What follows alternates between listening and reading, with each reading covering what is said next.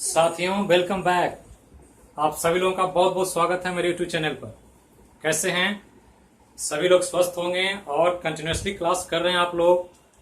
इसे देख करके बहुत अच्छा लग रहा है और मैं आपके लिए हर दिन कुछ नया नया प्लान कर रहा हूं कि कैसे आपकी तैयारी अच्छी से अच्छी हो सके। और आज हम लोग एक टेस्ट देने जा रहे हैं छोटा सा, और ये टेस्ट जो है वो केमिस्ट्री का जो विषय चल रहा था ऑनलाइन क्लास में, सॉल्यूशन या घोल, उसी का एक छोटा सा टेस्ट है जिसमें कुछ महत्वपूर्ण प्रश्न को लेकर के मैं आपके सामने उपस्थित हूं।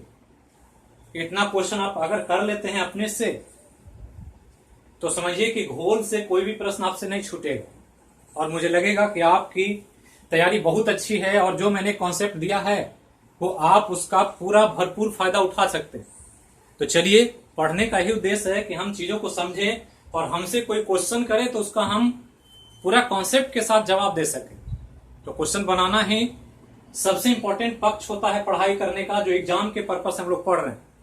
तो चलिए शुरू करते हैं आज के क्वेश्चन आवर प्रश्न काल का इंपॉर्टेंट ये क्लास, और इसमें हम बात करेंगे पूरी तरह से सॉल्यूशन पर। सॉल्यूशन में पूरी तरह से आपको समझा चुका हूं और जो समझाया हूं उसी से रिलेटेड कुछ क्वेश्चन है यहाँ, और बहुत इंपॉर्टेंट है एग्जाम के लिए।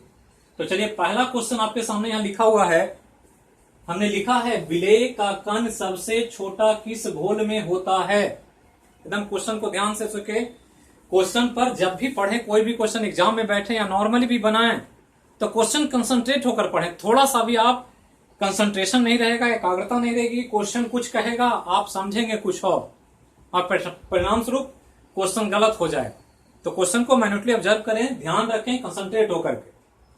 और सबसे पहले कि इसको शुरू करने से पहले कि जो लोग वीडियो लगातार देख रहे हैं, जो ऑनलाइन क्लास कर रहे हैं, वो अपने अपने ग्रुप में इसको शेयर करें ज्यादा से ज्यादा, ताकि मेरा ये काम और अच्छा हो सके, मुझे और उत्साह मिले और ये टीम बड़ा बन सके। क्योंकि ये प्लेटफॉर्म बहुत गुणवत्ता के साथ काम कर रही है और इसके तौर पर ध्यान रखना है कि इसको ज्यादा से ज्यादा लोगों तक पहुंचाएं अपने ग्रुप में, अपने सहपाठियों के साथ। जो भी क्विज सेंटर चल रहा है, जो भी लोग हैं, जरूर उन तक मैसेज दें कि इस तरह से आप चैप्टर वाइज पढ़ करके क्वेश्चन को हल करके आप अपने तैयारी को पूरी तरह से एनालिसिस कर सकते हैं कि आप किस रूप में तैयारी कर रहे हैं। अब यहां से चलें तो हमने कहा पहला क्वेश्चन है विलेय का कण सबसे छोटा किस घोल में होता है। तो विलेय के बारे में पूछा है, कण के बारे में पूछा और पूछा सबसे छोटा। ऑप्शन है पहला समांग, दूसरा ऑप्शन है निलंबन, तीसरा है कोलोइड, चौथा है जेल।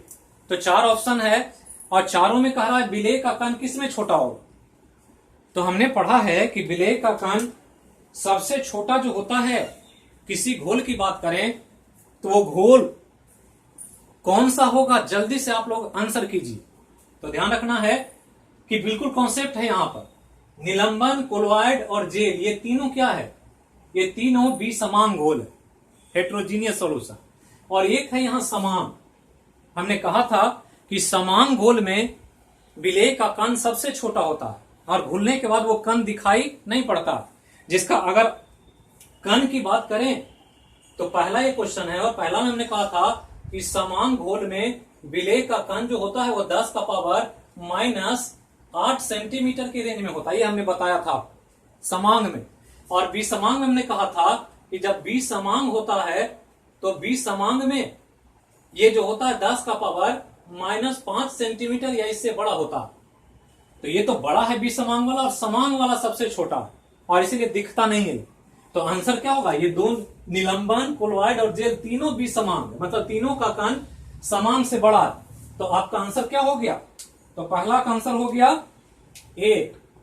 तो कुछ लोगों का सही है और कुछ लोग जो है हड़बड़ी में गलती कर दिए। और बार बार हम कह रहे हैं कि बिल्कुल कॉन्सेप्ट होकर के, कंसंट्रेट होकर के ठंडे दिमाग से क्वेश्चन को बनाएं, हड़बड़ी ना करें। तो ध्यान रखना है। तो ये पहला आंसर हो गया, समान का सबसे छोटा कण होता है। दूसरा क्वेश्चन पर आए। दूसरा क्वेश्चन लिख रहा है कि विलेय के कण का आकार 10 का पावर -5 से लेकर 10 का पावर -7 सेंटीमीटर किसमें होता है। तो यहां कण का आकार दे दिया है कितना? 10 का पावर -5 से लेकर 10 का पावर -7। ये आपको दिया गया कि इस रेंज में होना चाहिए। किसका? विलेय का कण। ऑप्शन क्या है? समान, निलंबन, जेल, कोई नहीं। किसका होगा? तो हमने कहा था कि विसमान घोल दो तरह का, ये दूसरा क्वेश्चन है और दूसरा क्वेश्चन का सॉल्यूशन भी पहला में ही छुपा हुआ। तो विषमांग घोल हमने कहा था दो तरह का है, एक निलंबन है और दूसरा जो है वो कोलोइड है। यही हमने कहा था कि दो तरह का विषमांग घोल है। और विषमांग घोल का रेंज 10⁻⁵ से शुरू होता है।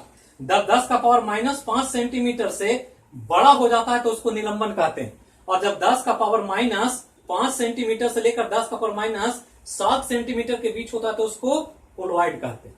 ये सब हम बताए हैं। 10⁻⁸ सेंटीमीटर तो समांग, विषमांग 10⁻⁵ से बड़ा, जब दो भाग में बटा हुआ है, 10⁻⁵ से बड़ा होगा तो निलंबन, और 10⁻⁵ से लेकर 10⁻⁷ सेंटीमीटर के बीच होगा तो कोलोइड। तो यहां पर आपको कहा 10⁻⁵ से 7 तो कौन होगा? कोलोइड होगा। अब यहां ढूंढना है कि इसमें कोलोइड कौन है। तो ये तो समांग होगा नहीं, क्योंकि समांग का तो सबसे छोटा होता है, निलंबन में 10⁻⁵ से बड़ा होता है, कोलोइड में एक ऑप्शन दे रहा है जेल। हमने कहा था कोलोइड दो तरह का होता है, इमल्सन और जेल। तो कोलोइड दो तरह का, एक इमल्सन हमने पढ़ाया था पायस, और एक हमने बताया था जेल।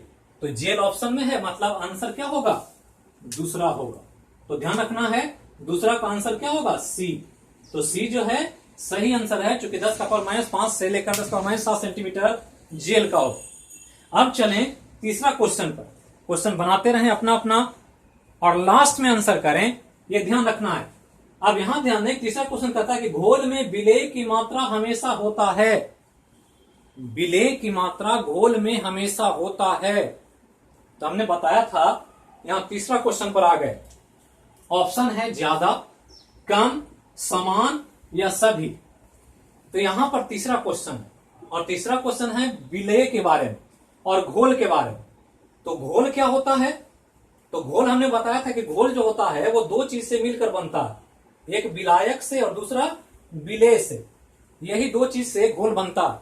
और हमने कहा था कि जब भी घोल बनेगा तो विलायक ज्यादा मात्रा में होगा और विलेय कम मात्रा में होगा। यह ध्यान रखना, जो ज्यादा मात्रा में होता है वो विलायक होता है, जो कम मात्रा में होता है वो विलेय होता है। और यही क्वेश्चन पूछ रहा कि घोल में विलेय की मात्रा हमेशा होता है, तो ज्यादा की कम? तो ज्यादा होता तो विलायक हो जाता, लेकिन ज्यादा नहीं, कम है। कम होता है किसका? विलेय का। मतलब आंसर क्या हो जाएगा? तो ज्यादा कम समान, आंसर कौन? तो आंसर बी। ये ध्यान रखना। अब चौथा क्वेश्चन चले, और चौथा क्वेश्चन, जो भी क्वेश्चन यहां कलेक्ट किया गया बहुत इंपॉर्टेंट है, ध्यान रखना। आपके लिए कॉन्सेप्ट के साथ क्वेश्चन को बनाने का प्रयास करें, रटे नहीं। रटना हमेशा एग्जाम में आपके लिए घातक साबित होगा। और क्वेश्चन पढ़ने का जलवा, पढ़ने का प्रभाव दिखना चाहिए कि आप किसी को बोलें, किसी को समझाएं, क्वेश्चन बनाएं तो लगे कि हाँ ये लड़का पूरा 0 लेवल से हीरो लेवल तक जानता है, इसको कोई कहीं दिक्कत नहीं है, किसी भी तरह से पूछा जाएगा ये बता सकता है। तो उस रूप में पढ़ाई करें, रटे नहीं। अब चलते हैं, चौथा क्वेश्चन कह रहा है कि सर्वाधिक विलायक किस घोल में होगा। इसका दूसरा टाइप है, ये कॉन्सेप्ट बदल रहा है, क्वेश्चन बदल रहा है। कह रहा है सर्वाधिक विलायक किस घोल में होगा। ऑप्शन क्या है? असंतृप्त, संतृप्त, अति संतृप्त, सभी। तो घोल हम विलेय की मात्रा के आधार पर 3 तरह का बताए थे, अनसेचुरेटेड, सेचुरेटेड और सुपर सेचुरेटेड। रोटी की बात हमने की थी कि जिसको खाना हो तो जिस रूप में खाएगा, जितना भूख है उतना देंगे तो सेचुरेटेड होगा, कम देंगे अनसेचुरेटेड। और भूख से ज्यादा खा लेगा, वोमिटिंग करने वाला बात आ जाएगी कि लोग खाते हैं नड़े नड़े दम, नेक टू नेक खा लेते हैं। अगर मटन चिकन मिल जाए तो पेट का अंदाजा भूल जाते हैं कितना खाना, कि चलो 2 रोटी और आज दबा देते हैं टस के, और फिर रात में बेड पर जाएंगे, एकदम टस मस नहीं हो रहा, और कहेंगे कि अरे जी थोड़ा सा ज्यादा आज खा लिए, पेटवा बड़ा दुखा रहा। तो हम लोग क्या कहते हैं कि जाओ वोमिटिंग कर लो, मन हल्का हो जाएगा।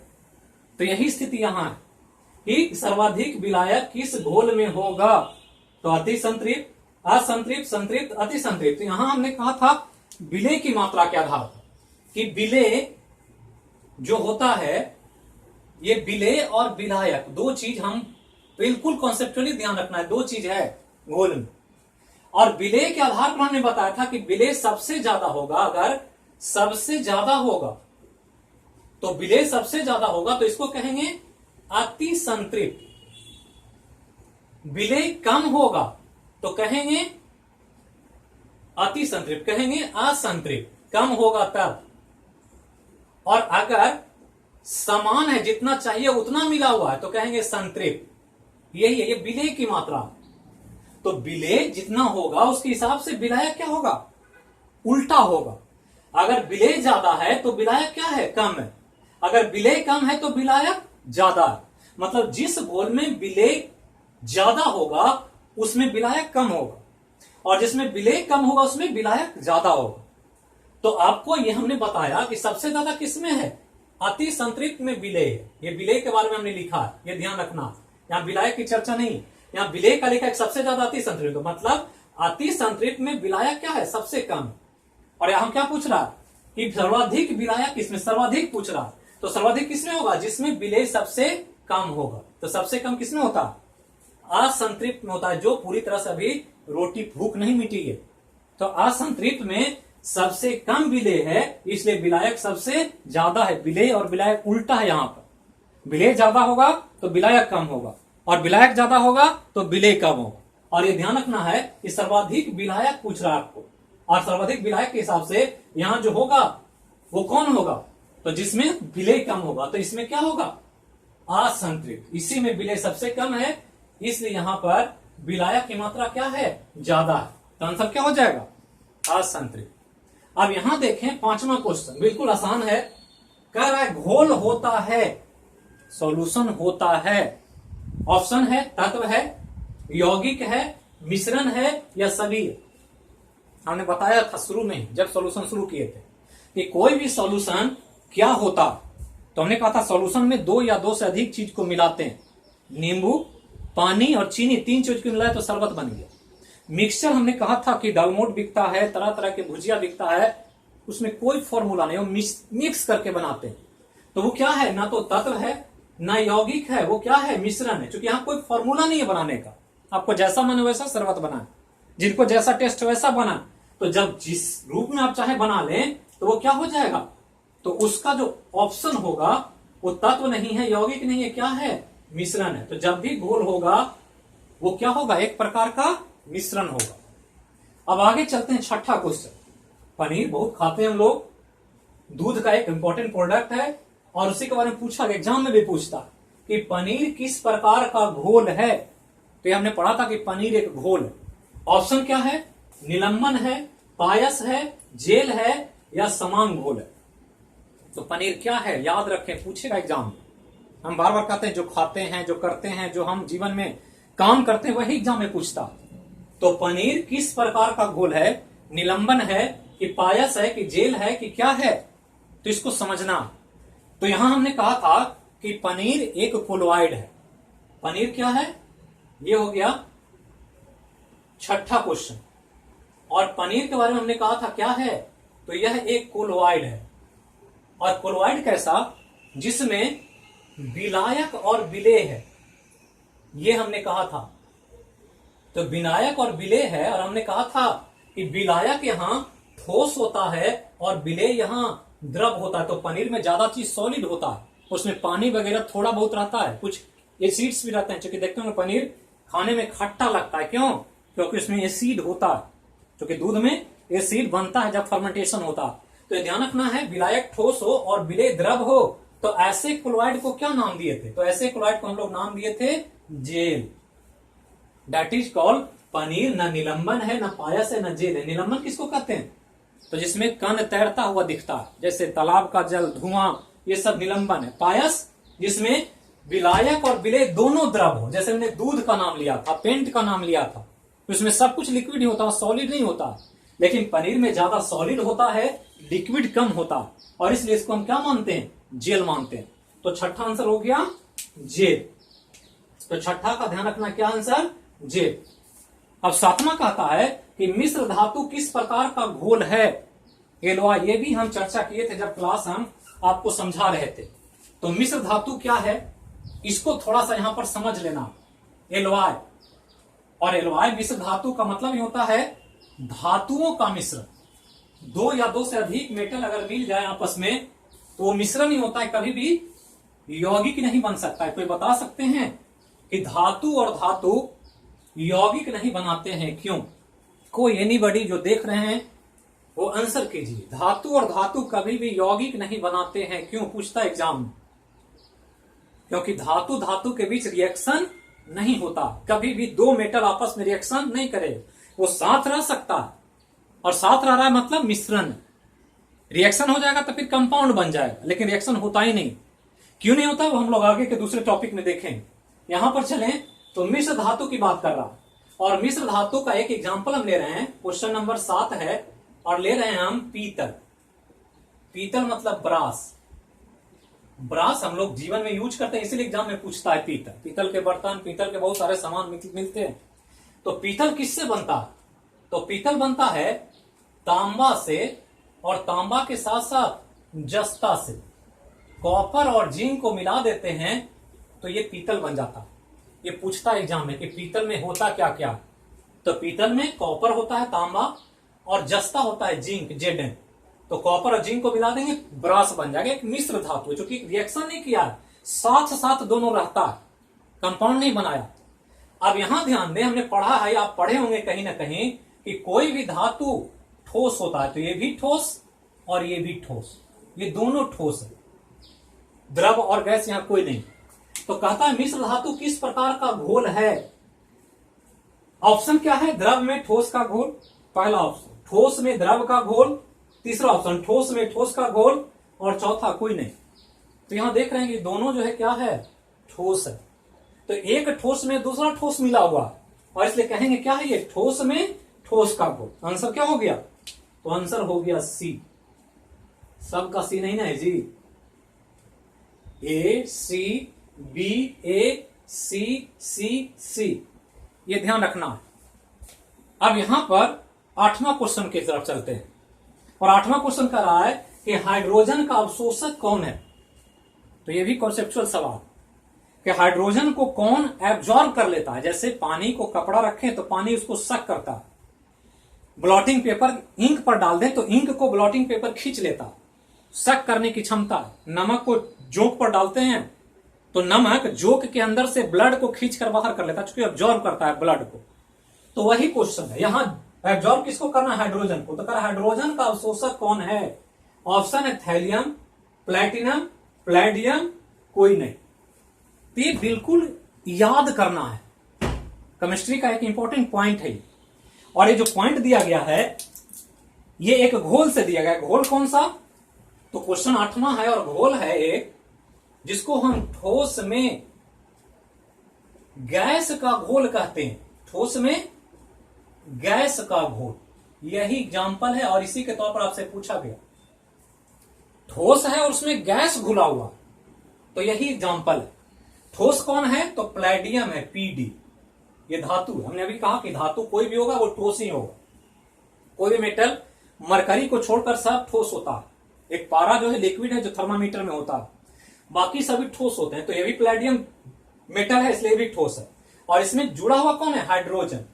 और हाइड्रोजन क्या है? गैस है। तो जैसे ही प्लेडियम का कोई रॉड लें इसे और हाइड्रोजन लेंगे तो ये हाइड्रोजन सब इस पर एब्जॉर्ब हो जाता है, जाकर जमा हो जाता है, रिएक्शन नहीं करता, एब्जॉर्ब होता है, और इसलिए पूछता है। तो प्लेडियम और हाइड्रोजन का ये मिश्रण है, एक प्रकार का घोल है ये, और इसलिए अक्सर पूछ देगा कि हाइड्रोजन का अवशोषक कौन? तो फिर आंसर हो गया सी। तो ये ध्यान रखना है, फिर आंसर सी आ गया। और ऐसे भी एग्जाम में भी ज्यादातर ऑप्शन सी ही होता है। और हम बताते हैं एग्जाम जब शुरू होता है तो ये भी बताते हैं कि कैसे एग्जाम में आपको नहीं आते हुए भी क्वेश्चन कैसे सही कर सकते हैं। और मैंने ऐसा किया है, बिहार दरोगा में बहुत ऐसे लड़के थे जिनकी तैयारी अच्छी नहीं थी, फिर भी उन्होंने रिजल्ट दिया। जो हमने एग्जाम मंत्रा दिया था एग्जाम के पहले जाने का, तो उससे भी रिजल्ट हो जाता है। इसका मतलब ये नहीं सोचना कि रोशन सर ये पढ़ाइए मत, अब मंत्रे बढ़ा दीजिए कि हमारा रिजल्टे हो जाए बिना पढ़ ले। तो एक चीज ध्यान रखना है, एक स्लोगन अंग्रेजी में कि फॉर्चून फेवर ब्रेव्स, भाग बहादुरों का साथ देती है।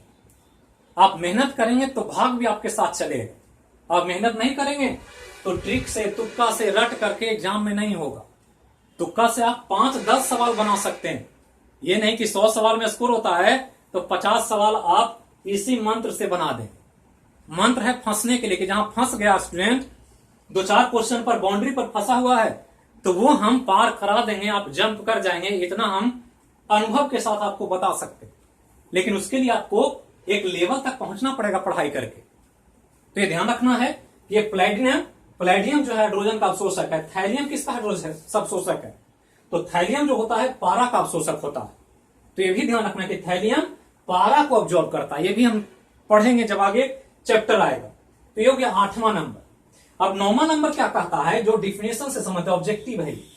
हमने बताया था ऑब्जेक्टिव कॉन्सेप्ट में कि कोई भी घोल का स्ट्रेंथ को मापने का 3 कॉन्सेप्ट है, नॉर्मलिटी, मोलरिटी और मोलेलिटी। ये 3 टर्म बताया था हमने, और वही 3 टर्म से 2 टर्म ये सवाल के रूप में आपसे पूछा गया कि आप जो बताया गया उसको आप समझे कि नहीं। और ऐसे ही एग्जाम में सिद्धांत को, कॉन्सेप्ट को ऑब्जेक्टिव में लैंग्वेज वाइज पूछ देता है। तो 9वां क्वेश्चन क्या कह रहा है? तो 9वां क्वेश्चन कह रहा है कि नॉर्मलता 1 लीटर घोल में घुले हुए विलेय की मोल की संख्या कहलाती है। एकदम हमने बताया था कॉन्सेप्ट के आधार पर। क्या कहा है, एकदम ध्यान से सुनिए कि 1 लीटर घोल में, मतलब घोल कितना लेना है, 1 लीटर, उसमें घुले हुए विलेय, जो सॉल्यूट उसमें घुला हुआ, उसका क्या लेना है, मोल। तो यही ध्यान रखना कि 1 लीटर घोल में घुले हुए विलेय की मोल की संख्या कहलाती है।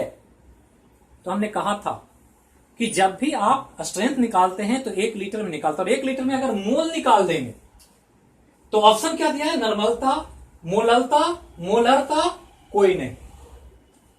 तो हमने कहा था कि जब घोल की बात आ जाए तो घोल में नॉर्मलता होगा या मोललता होगा, ये ध्यान रखें। नॉर्मलता होगा या मोलरता होगा, मोललता नहीं होगा, ये ध्यान रखना है। 1 लीटर घोल में घुले हुए विलेय की मोल की संख्या कहलाती है। तो नॉर्मलता और मोलरता में से कोई होगा, क्योंकि 1 लीटर घोल दिया है तो घोल में नॉर्मलिटी और मोलरिटी होता है। अब यहां पर मोल की संख्या, मोल की संख्या मतलब मोल यहां लिखो तो क्या लिखेंगे, मोलरता। जो हमने कहा था आपको एक फॉर्मूला के आधार पर हमने बताया था, 9 नंबर सवाल है, बताया था कि मोलरता जो m होता है वो क्या होता है, तो वेट बटा वॉल्यूम होता है गुना 1000 बटा m होता है, इसी को मोलरता कहते। नॉर्मलिटी क्या बताए थे, नॉर्मलिटी बताए थे वेट बटा वॉल्यूम गुना 1000 और बटा ई, ये भी बताए थे जो नॉर्मलिटी को बताता। तो यहाँ ग्राम इक्विवेलेंट घुला हुआ है, यहाँ नंबर ऑफ मोल्स घुला हुआ। तो जब मोल घुला हुआ रहता है और लीटर घोल में लिया रहे तो आंसर क्या होगा, नॉर्मलता, मोललता, मोलरता। तो नॉर्मलता तो मोल नहीं बताता है, ग्राम इक्विवेलेंट बताता है। अब यहां ध्यान रखना है, तो ये आंसर क्या हो जाएगा, मोलरता हो जाएगा। फिर आंसर सी है, ये ध्यान रखना। तो मैक्सिमम का आंसर सी ही हो रहा, इसका मतलब ये नहीं कि आगे वाला का सब सी कर दीजिए आप लोग। तो ये हम कुछ सोच के नहीं दिया, जैसे जैसे हमको आया उससे हमने लिख दिया, वो कोई भी सही हो सकता है, लेकिन यहां पर आंसर क्या है, सी। 10वां क्वेश्चन दूसरा है, इसी का मिलता जुलता, जो हमने अभी बता दिया। अब यहां करा कि प्रति लीटर घोल में विलेय के ग्राम तुल्यांक को क्या कहते हैं, तो वही है, इतना दूर तो वही है। इसमें भी 1 लीटर घोल में विलेय, यहां भी है 1 लीटर घोल में विलेय, दोनों में समान है, दोनों में लैंग्वेज बराबर है। इतना तक क्या करा है, प्रति लीटर घोल में घुले हुए विलेय, और यहां करा है प्रति लीटर घोल में विलेय। तो दोनों तो सेम चीज है, लेकिन यहां पूरा पूछ रहा था, मोल पूछ रहा था। यहां क्या पूछ रहा है, ग्राम तुल्यांक पूछ रहा है, जो हमने ई लिखा था। जब ग्राम तुल्यांक दिया रहे घोल में तो एन निकलता है, एन मतलब नॉर्मलिटी निकलता है, और जब मोल दिया रहे तो मोलरिटी निकलता।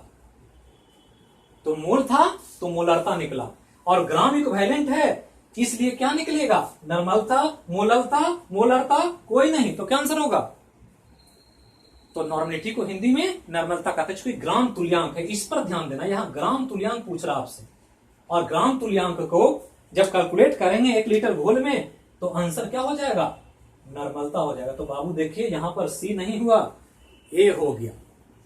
तो बहुत लोग तुक्का मारते हैं, क्वेश्चन को देख लेते हैं क्या सी आ रहा है तो अगला भी सी ही हो, और बहुत लोग तो बजाय बजरंगबली करके पेन रख देते हैं ऐसे, ए पर गिरा तो ए हो गया, बी पर गिरा तो बी हो गया, सी पर गिरा तो सी हो। तो बजरंगबली का ऐसा करेंगे तो गदा से प्रहार करेंगे बजरंगबली, कहेंगे पढ़ने के समय तो कुछ किया नहीं, अब मेरा नाम लेके पेन लगा रहा है। तो बड़ा बड़ा गदा से लगेगा और परिणाम स्वरूप एग्जाम से बाहर हो जाएंगे। तो एकदम कॉन्सेप्ट को ध्यान रखें। हमने कहा भाग बहादुरों का साथ देती है। आप मेहनत करेंगे निश्चित तौर पर आपको उसका रिजल्ट मिलेगा। तो ये 10 क्वेश्चन जो आपको बहुत इंपॉर्टेंट था। अब 3 क्वेश्चन हमने दिया है न्यूमेरिकल से, कुछ आंकिक प्रश्न है जो आपसे कभी कभी पूछा जाए। नॉर्मली तो आंकिक प्रश्न सब भागते हैं बहुत ज्यादा, टीचर भी भागते हैं और स्टूडेंट भी भागते हैं। टीचर सोचते हैं कि ये पढ़ाने का जहमत या कौन परेशानी उठाई, और स्टूडेंट सोचते हैं कि इतना बड़ा भारी पढ़ के होगा क्या। लेकिन हम कह रहे हैं बार बार कि थोड़ा सा भार उठाने के लिए तैयार रहें हर विषय, तभी जाकर के आप रिजल्ट दे पाएंगे। तो चलिए हम बताने के लिए तैयार हैं और आप सीखने के लिए तैयार रहिए। और जब सीख जाएंगे बिल्कुल आसान हो जाएगा। तो 3 क्वेश्चन है यहां पर, 11 नंबर, 12 नंबर, 13 नंबर। तीनों हम बता देने कि तीनों एक नॉर्मलिटी से है, एक मोलरिटी से है और एक मोलिलिटी से है, ताकि हम तीनों का कॉन्सेप्ट आपको समझाना चाहते थे। थ्योरी के द्वारा समझा चुके हैं, आप क्वेश्चन के द्वारा समझाना चाहते हैं ताकि आपको पूरा दिमाग में सेट हो जाए कि पूछ कैसा। तो पहला क्वेश्चन कह रहा है कि 250 ml घोल में 10 ग्राम NaOH घुला हुआ है, तो नॉर्मलता निकालो। तो क्वेश्चन पर ध्यान देना, क्या दिया है? 250 मिलीलीटर घोल दिया, 250 मिलीलीटर घोल दिया और घुला हुआ है NaOH। इसको क्या कहते हैं? कॉस्टिक सोडा, सोडियम हाइड्रोक्साइड है। और निकालना क्या है? नॉर्मलता, नॉर्मलिटी निकालना। अभी हमने नॉर्मलता बताया है आपको यहां पर कि 1 लीटर घोल में विलेय के ग्राम तुल्यांक को ही नॉर्मलता कहते हैं। तो 1 लीटर में ग्राम तुल्यांक निकालना। यहां दिया कितना? 250 ml। कितना लीटर है? कोई बता सकते हैं कितना लीटर है? दूध खरीदते हैं, तेल खरीदते हैं तो ठग देता है लोग। और हम जानते हैं कि अगर 10 आदमी को पूछा जाए तो 8 आदमी नहीं बता पाएंगे। अच्छे लोग पूछता है कि 1 लीटर दूध खरीदते हैं उसमें कितना मिलीलीटर रहता है, पूछ के देखिए आप 10 लोग से कितना लोग बता पाते हैं। तो बिहार है, यहां लीटर से दूध नहीं खरीदते हैं, किलो से खरीदते हैं लोग, क्योंकि दिमाग बहुत ज्यादा है बिहारियों के पास। तो 2.5 मिलीलीटर, 250 मिलीलीटर मतलब 1/4 लीटर है। लीटर का 1/4, 1000 मिलीलीटर बराबर 1 लीटर होता है। 1000 मिलीलीटर बराबर 1 लीटर होता है। और 250 मिलीलीटर है मतलब 1/4, 1 पौवा जिसको कहते हैं। तो लीटर का ये पौवा है। तो 1 पौवा दूध लेते हैं मतलब 250 ml लेते हैं, मतलब, और आधा लीटर लेते हैं तो 500 ml लेते हैं, और 1 लीटर लेते हैं तो 1000 मिलीलीटर लेते हैं। तो यहां 250 ml दिया और निकालना कितना में? प्रति लीटर में। तो 250 ml में दिया हुआ है, 1000 में निकालना है। तो मैथ से तो निकाल सकते हैं एक नियम से कि 250 ml में इतना तो 1000 में कितना, तो 250 ml 10 ग्राम तो 1000 में 40 ग्राम। Simple calculation. अगर सब कुछ जानते हैं बिना पेन लगाए आप बना सकते हैं, लेकिन नहीं जानते इसलिए प्रोसेस से जाना पड़ेगा। और प्रोसेस क्या बताए थे कि नॉर्मलिटी जब निकालते हैं, यहां 11 नंबर क्वेश्चन हम बता रहे हैं, तो 11 नंबर हम बताए थे नॉर्मलिटी बराबर क्या होता है? तो होता है वेट बटा वॉल्यूम और गुना 1000 और बटा ई ग्राम इक्विवेलेंट। किसका? NaOH का, जो घुला हुआ है उसका। तो वेट कितना दिया? 10 ग्राम। वॉल्यूम कितना दिया? 250। 1000 में निकाल देंगे और ई से भाग दे देंगे, मिल जाएगा। तो पहले तो ध्यान रखना है कि ई NaOH का ई कितना होता है? NaOH का ई निकालना है, ग्राम इक्विवेलेंट का। ग्राम इक्विवेलेंट कितना? ग्राम तुल्यांक। ये हम निकालने के लिए बताए थे वीडियो में, क्लास के माध्यम से। तो NaOH का मॉलिक्यूलर वेट कितना? तो सोडियम का 23, ऑक्सीजन का 16 और हाइड्रोजन का 1, टोटल जोड़ देंगे तो 23, 16, 39 और 1 40। ये हो गया इसका मॉलिक्यूलर वेट। ये अनुभार है। ये क्या है? अनुभार। और ग्राम तुल्यांक क्या करते हैं? तो इसके पॉजिटिव आयन से भाग देते हैं। इसको तोड़ेंगे तो क्या टूटेगा? Na प्लस और प्लस OH माइनस। तो कितना चार्ज है प्लस पर? 1, मतलब 1 से भाग दे देना। तो 40 में 1 से भाग देंगे तो 40, मतलब ई कितना है? 40। तो ई 40 है किसका? NaOH का। और बाकी तो सब दिया हुआ। अब इसको हम पुट करते हैं कि कितना हो रहा। तो पुट करें इस फॉर्मूला पर। N निकालना है आपको, तो N बराबर वेट कितना दिया? 10 ग्राम। 10 ग्राम दिया। वॉल्यूम कितना दिया? 250 ml। और निकालना है कितना? 1 लीटर में, इसलिए 1000 से गुना कर देंगे। हमने कहा 1000 ml बराबर 1 लीटर होता है। और ई कितना? 40। तो 250 से गुना करेंगे तो 4 से कटेगा, 10 मल्टीप्लाई 4 40, और ये 40 40 कट जाए, कितना आया 1 है आंसर में 1। तो आंसर है 0.25n, 0.5n, 0.75n और 1n। तो आंसर क्या हो जाएगा? तो आंसर हो जाएगा डी। क्यों आया? क्योंकि 1 आया है n का मान। तो बिल्कुल आसान है, कुछ है नहीं, कॉन्सेप्ट को समझना, उसको इंप्लीमेंट कर देना। तो 11 नंबर सवाल हो, इसको मिटाएं, उतारना है कि नहीं को? तो चलिए इसको मिटा रहे हैं। अब चलते हैं 12 नंबर, और 12 नंबर दूसरा कॉन्सेप्ट जो आपको पढ़ाया गया है वीडियो क्लास में, उसी को हम लेकर यहां पर आए हैं ताकि आपको बिल्कुल कॉन्सेप्ट समझ में आ जाए। और इसी तरह से हर विषय में, हर चैप्टर के बाद आपको क्वेश्चन करना हो, क्योंकि क्वेश्चन करेंगे, पढ़ेंगे, तभी जाकर आपका कॉन्सेप्ट क्लियर होगा। तो चलिए 12 नंबर, और 12 नंबर सेम क्वेश्चन है, पूछने वाला क्वांटिटी अलग है। 12 नंबर पढ़ते हैं, कहता है 500 ml घोल में 100 ग्राम कैल्शियम कार्बोनेट घुला है। 500 ml घोल में 100 ग्राम कैल्शियम कार्बोनेट घुला है, तो मोलरता निकाले। मोलरता क्या होगा ये पूछ रहा। तो क्या करा है? 500 ml घोल में 100 ग्राम कैल्शियम कार्बोनेट घुला हुआ है, तो मोलरता क्या होगा? यहां नॉर्मलता पूछ रहा था, यहां मोलरता पूछ रहा। यहां NaOH घुला हुआ था, यहां कैल्शियम कार्बोनेट घुला हुआ है, 10 ग्राम है या 100 ग्राम है, यहां 250 ml या 500 ml। तो मोलरता जो पढ़े थे यहां अभी हमने बताया, यही मोलरता है। 9 नंबर क्वेश्चन में 1 लीटर घोल में घुले हुए विलेय के मोल की संख्या को मोलरता कहते हैं। 1 लीटर में निकालना है, क्या निकालना है? मोल निकाला। यहां ग्राम तुल्यांक निकाले थे, अब निकालना है मोल। और कितना में? 1 लीटर में दिया, कितना में? 500, मतलब आधा लीटर में दिया है। तो आधा लीटर में दिया है और 1 लीटर निकाला, तो दुगना कर देंगे इसका। 500 में है तो 1000 में कितना? तो 200 ग्राम हो जाएगा ये। और कैल्शियम कार्बोनेट का मोल कितना, मॉलिक्यूलर वेट कितना? 100 होता है, तो 200 मतलब 2 आंसर होगा, ये डी होगा आंसर इसका। क्यों होगा? तो देखते हैं इसको। क्वेश्चन हम बताए थे कि मोल को एम से सूचित करते हैं, मोलरता को, और एम बराबर क्या लिखते हैं? वेट बटा वॉल्यूम गुना 1000 और बटा, यहां अब एम आ जाता है क्योंकि मॉलिक्यूलर वेट है, मोल निकालना। तो वेट दिया हुआ है कितना? 100 ग्राम, तो वेट हो गया कितना? 100 ग्राम। और वॉल्यूम कितना? 500। 500 में दिया हुआ है, आपको लीटर में निकालना है, इसलिए 1000 से यहां गुना किया गया है ताकि 1 लीटर में मिल जाए वैल्यू। और मॉलिक्यूलर वेट कैल्शियम कार्बोनेट का, तो कैल्शियम कार्बोनेट का हम कई बार निकाले हैं क्लास में। इसका अनुभार निकालेंगे तो कैल्शियम का 40, कार्बन का 12 और 16 और 3 को है ऑक्सीजन, तो 48। तो 40 प्लस 12 और प्लस 48 टोटल 100। तो ये भी नीचे 100 हो जाएगा। तो एम का मान 100 आया है। ये एम मॉलिक्यूलर वेट है कैल्शियम कार्बोनेट का, ये यही वैल्यू यहां रखना। अब 100 से भाग दे देंगे तो 100 ये कट गया, और 500 मल्टीप्लाई करेंगे तो 2 हो जाएगा। मतलब एम का वैल्यू कितना आ गया? 2 आ गया। तो आंसर इसका 2 होगा। आंसर इसका 2 होगा।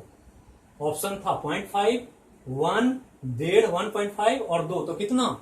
2 आंसर होगा। अब चलते हैं लास्ट क्वेश्चन इस टॉपिक का। इस क्लास में ऐसे बहुत सारे क्वेश्चन हैं जो हम लोग को करना होता है, और तब जाकर के सब कुछ समझ में आता है, और पूरा एग्जाम में जो भी पूछता है वो आप बना पाते हैं। तो लास्ट क्वेश्चन इस क्लास का, आज का। तो चलिए यहां पर क्वेश्चन थोड़ा सा कठिन है कॉन्सेप्ट को समझने के लिए। 600 ग्राम घोल है में 100 ग्राम कैल्शियम कार्बोनेट घुला हुआ। ये ध्यान रखना है, क्या दिया है? 600 ग्राम घोल दिया। अभी तक क्या दे रहा था? Millilitre millilitre. अब क्या दे दिया? ग्राम। घोल है, सब में घोल ही है, लेकिन यहां भी घोल है। में 100 ग्राम कैल्शियम, यही चीज है। तो मोलरता निकालो। अब मोलरता नॉर्मलता नहीं पूछ रहा है, क्या पूछ रहा है? मोलरता। इसको कहते हैं मोललिटी। तो बहुत सिंपल टर्म है। बच्चा को कहेंगे मोलरता मोलरता तो समझेगा नहीं, सब एक ही समझेगा। बच्चा तो छोड़ दें, बड़े भी यही समझते हैं कि दोनों एक ही चीज है। बिल्कुल कंफ्यूजन है सर, खाली यहां र और ला का अंतर। एक बचपा जब से ज्यादा र को ला ही बोलता है, तो ये ध्यान रखना है। तो मोलरता निकालना है। तो 600 ग्राम घोल में 100 ग्राम कैसे बढ़, तो मोलरता निकालें। तो क्या करेंगे? इसको मिटा रहे हैं। अब आप लोग लिख लिए होंगे, नोट कर लिए होंगे। तो 13 नंबर क्वेश्चन पर चलते हैं। और 13 नंबर क्वेश्चन क्या कह रहा है? तो इसको थोड़ा सा ध्यान दें। मोललता पूछ रहा है, घोल का द्रव्यमान दे दिया है और कैल्शियम कार्बोनेट विलय के रूप में दे दिया। और मोललता में कहे थे कि मोललता क्या होता है कि किसी विलायक के 1 किलो में विलेय के मोल की संख्या को मोललता कहते हैं। विलायक के 1 किलो में, मतलब विलायक आ गया, घोल नहीं है, अब विलायक है कि विलायक के 1 किलो घोल में कितना मोल घोला हुआ विलेय का, वही उसकी मोललता है। आंसर है 0.5, 7.75, 1, 2।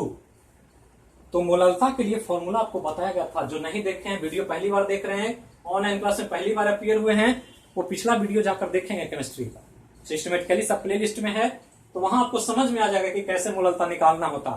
तो मोललता पढ़ते थे तो कहते थे मोललता को एमओ से सूचित करते, और एमओ बराबर क्या बताए थे, ए बटा बी गुना 1000 और बटा एम, यही बताए थे आपको।